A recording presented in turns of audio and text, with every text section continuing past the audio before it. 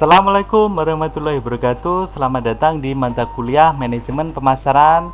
Mata kuliah ini diperuntukkan bagi mahasiswa program studi D3 Administrasi Perkantoran Sekolah Vokasi Universitas Diponegoro. Kita masuk ke materi kelima terkait lingkungan eksternal makro pemasaran. Bersama saya Johan Bimo Sukoco.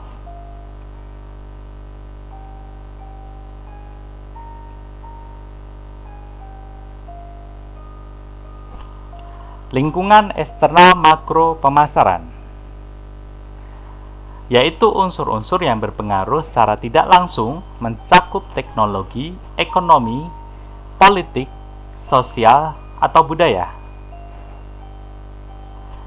Pertama, perkembangan teknologi.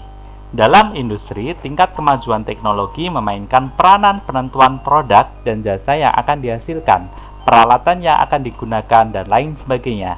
Diperlukan inovasi dan menolak keusangan agar dapat berkompetisi dengan pesaing. Ingatkah kalian terkait produk-produk misalnya Fuji Film atau Kodak, apakah mereka menolak keusangan dan dapat berkompetisi dengan pesaing lain?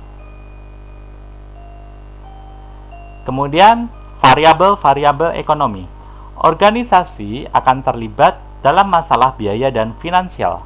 Biaya tersebut akan berubah-ubah tergantung faktor-faktor ekonomi, semisal inflasi atau deflasi, kebijakan moneter, kebijakan fiskal, tingkat bunga bank, dan lain sebagainya, sehingga perlu penyesuaian harga. Kemudian lingkungan sosial budaya.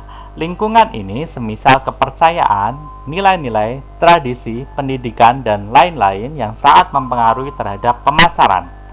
Misalnya, perubahan sosial, prinsip-prinsip pengarusutamaan gender, dan lain sebagainya. Kemudian, variabel-variabel politik hukum. Organisasi akan dipengaruhi iklim politik, peraturan pemerintah, dan lain sebagainya. Semisal Undang-Undang Ketenagakerjaan, Undang-Undang Hak Paten, Upah Minimum, Undang-Undang Perpajakan, dan lain sebagainya. Dimensi internasional. Kekuatan internasional ini berpengaruh melalui perkembangan politik dunia, ketergantungan ekonomi, dan lain-lain. Ingatkah kalian dengan MEA, Masyarakat Ekonomi ASEAN? Ingat Amerika Serikat sebagai pemegang kekuasaan politik internasional yang penuh power? Nah, ini adalah dimensi internasional yang mempengaruhi pemasaran. Kemudian kita akan mempelajari terkait organisasi dan lingkungan pemasaran. Pertama, usaha mempengaruhi lingkungan eksternal mikro.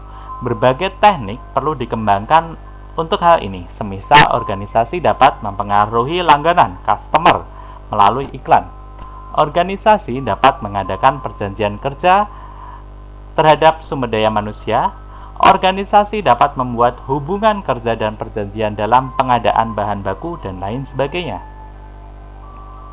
Kedua, peramalan atau forecasting dan lingkungan eksternal makro. Diperlukan antisipasi dan adaptasi terhadap perkembangan makro. Informasi ini dapat diperoleh dari laporan-laporan data statistik, publikasi bisnis, jurnal perdagangan, laporan bank, atau penelitian dari bagian divisi Litbang. Setelah melakukan identifikasi dan seleksi sumber informasi yang relevan, organisasi dapat melakukan peramalan situasi di masa yang akan datang dan perencanaan strategis. Yang ketiga adalah perencanaan organisasi dan lingkungan. Diperlukan pengembangan, penyesuaian, dan perencanaan strategis.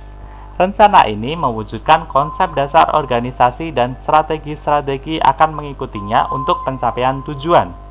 Penyesuaian ini sering disebut dengan perancangan organisasi atau organisasional design.